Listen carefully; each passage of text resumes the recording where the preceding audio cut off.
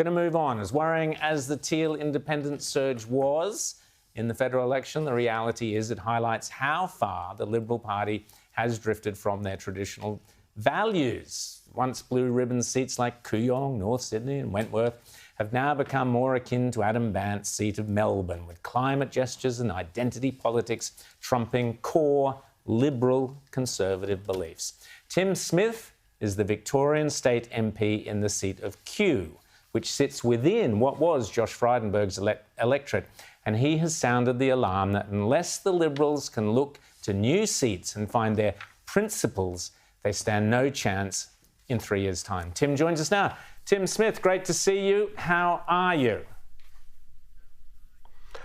Rowan, I'm very well, mate. I'm uncancelled and I'm back. Thank you for having me. Well, just briefly, you were cancelled. There was a drink driving incident. Matthew Guy kicked you out of the party. You're still the MP there at Kew until November, but then you're gone. So they punted you. Tell us, you have been raising the warning for a while about seats like Kooyong. Tell us your take on what happened last week. Well, there's 3 key points. Firstly, this is a global trend. So inner urban elites are voting for the left. The 12 wealthiest districts in the US House of Representatives are all represented by the Democrats. 49 of 73 seats in London are represented by the Labor Party. And we're seeing this trend in Australia. And I suspect this trend in Australia has been slightly slower to be seen electorally because of our voting system. The second point is that the Liberal Party stood for nothing at this election. Absolutely nothing. I still don't know what the economic message was, aside from we're better than the other guys.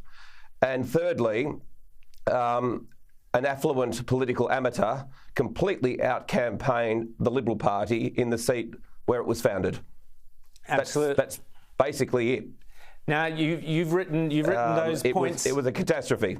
Yeah, you've written those points in the Spectator Australia this week in an article about the teals, which you call, unlike the quiet Australians, they're the loud, rich and privileged Australians. That article went absolutely gangbusters.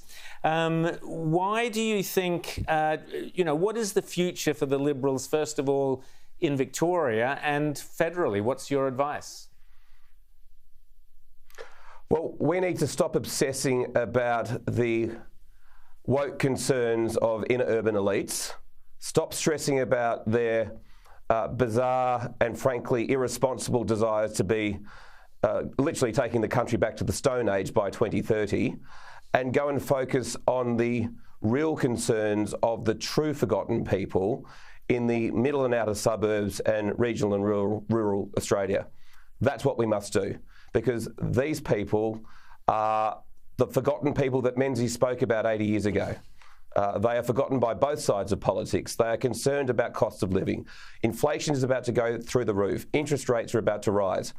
This is the time for the Liberal Party to stand up and be warriors for the true forgotten people, the quiet Australians, the backbone of the nation, as Menzies called them. James. Well, Tim, where is the evidence that the Liberal Party in Victoria is remembering them? I mean, you're gone. Bernie Finn has been kicked out for expressing pro-life views in a party that has always said that's a conscience vote. What is the Liberal Party doing to appeal to these people? And is Matthew Guy really the right person to lead the Liberals to the next election in Victoria?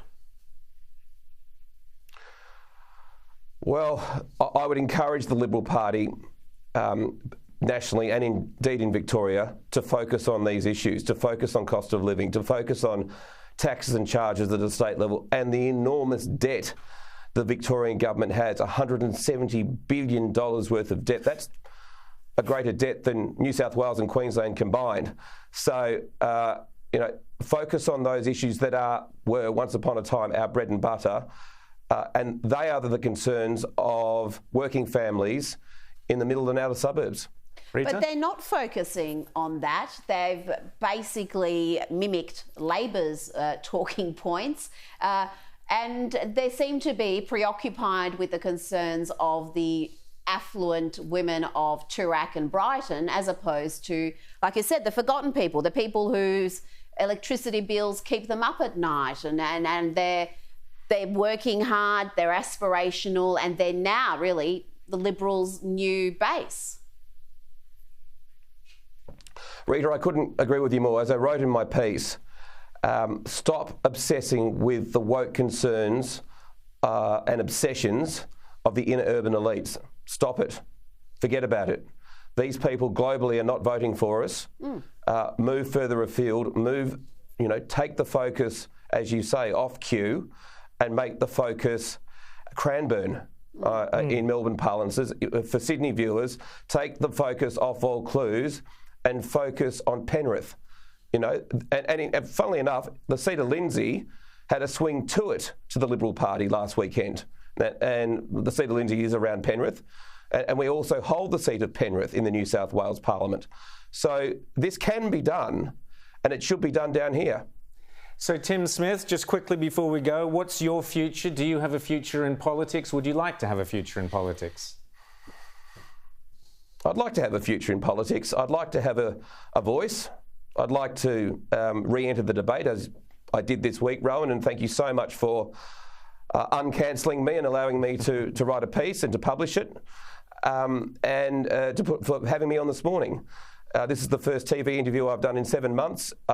I really want to get back into the fray. I feel like I've got something to add, and I feel that the Liberal Party, I know that the Liberal Party is teetering on the precipice, and it needs to focus on the people who need us to be their fighters, their warriors, their advocates, the quiet Australians, the forgotten people, the people that Menzies set the party up to represent, and they don't live in Toorak anymore, I hate to tell you. Rita. Now, personally, do you feel betrayed by your leader, Matthew Guy? He really didn't give you an opportunity to see if you could ride out the enormous mistake you made in drink driving, crashing into a fence.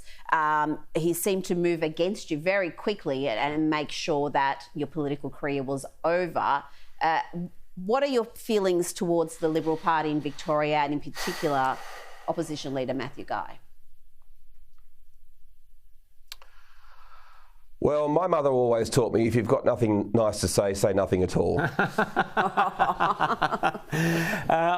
good advice from Mum. On a serious note, Tim Smith, on this program we are strong believers in if you make a mistake and you fess up to it and you say sorry, then there should be forgiveness, which is what I was referring to earlier with Sorry Day. There should be forgiveness, and then you move on, let bygones be bygones, and let people, that's the Christian ethos, that's the democratic ethos, that's the Western ethos.